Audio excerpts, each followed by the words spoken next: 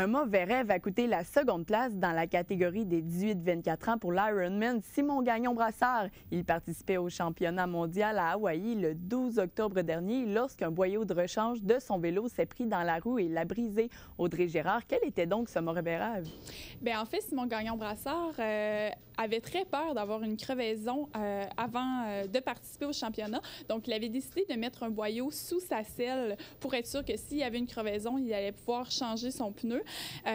À la dernière minute, il se raisonne et dit qu'il ne va pas en mettre, mais il fait un rêve. Il rêve que son pneu crève la veille de son départ à la ligne de départ du championnat. Donc, il décide tout de même de mettre un boyau en dessous de sa selle.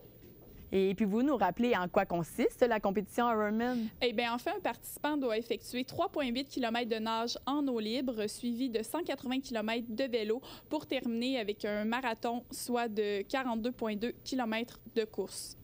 Et pourquoi est-ce que lui a gâché la seconde place?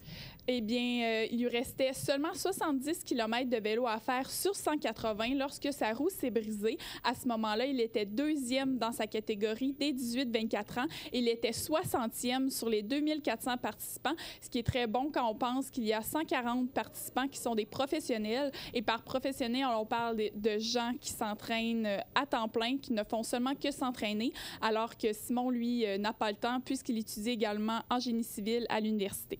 Alors, il est finalement arrivé dans quelle position? Il est arrivé au fil d'arrivée au 595e rang. Les 70 derniers kilomètres de vélo ont été très pénibles pour lui, car son boyau, en plus de briser sa roue, avait accoté sur ses freins. Donc, il a également terminé la course pour le principe de l'avoir terminé, mais ça a été très difficile pour lui. Mais Audrey, est-il tout de même satisfait du résultat? Oui, il se dit satisfait à 75 de sa course, mais il a également bien amélioré sa nage et est arrivé 7 minutes avant Pierre Lavoie au sortir de l'eau. Merci beaucoup, Audrey. C'était tout le temps qu'on avait. C'était ATM Nouvelles. À la prochaine.